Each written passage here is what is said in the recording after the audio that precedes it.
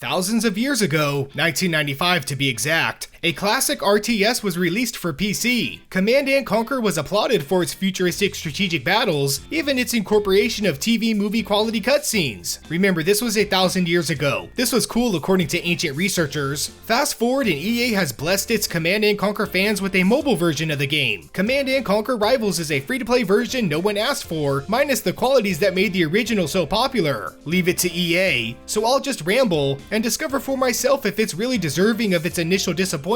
CNC Rivals is available on Android and iOS devices. First and foremost, do not expect traditional Command & Conquer gameplay. This is not the real-time strategy game you remember. Sure, there is some strategy here, but it's not going to bring back fond memories of commanding an invading army. Instead, we get a PvP unit battler that resembles Clash Royale more than anything, or even Titanfall Assault. Collect enough resources to build barracks and war factories, then summon units to hold down positions, kinda like COD domination. Holding these positions long enough will blast a missile into the opposing side. 2 missiles equal a win, or an embarrassing defeat. This creates a dancing game of tug of war, or is it King of the Hill? As you unlock more units, you can create an army that fits your strategic play. Units range from various ground infantry to missile trucks, even tanks and aircraft. So that's the gameplay. Let's take out the Command & Conquer skin. We have a decent PvP battler, yet it's not something we haven't seen before. It's far from original, and chances are you won't consider it to be the best in this genre. Actually, I had more fun with Badland Brawl. Same basic concept, just more originality. Now let's throw the Command & Conquer back into the mix. Well, that doesn't help much. It just angers those who wanted a real CNC game. And for me, a guy who doesn't really care either way, it doesn't add anything to the genericness. I think that's a word. Moving on to the graphics. Nothing really spectacular. Although I do like the explosions, the smoke effects from a demolished base add a good quality to the game.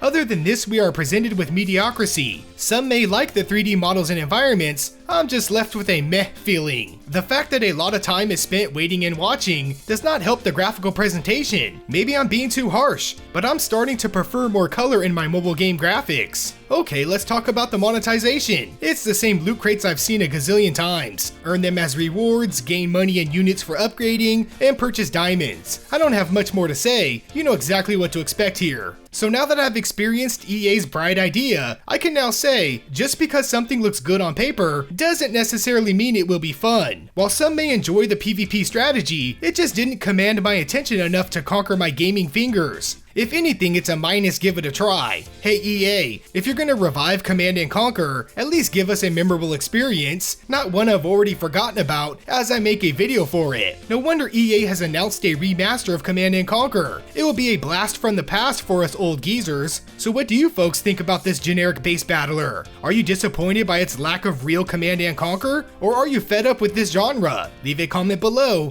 and let's discuss this. Or just say how much you adore me as a YouTuber. You adore me, right? As always, thanks for watching Tiny Little Games. Please subscribe to support my channel, like for more rambles, and ring that notification bell for video updates. Fun fact, my favorite PC RTS is Warcraft 3. I'm looking forward to the Reforged edition.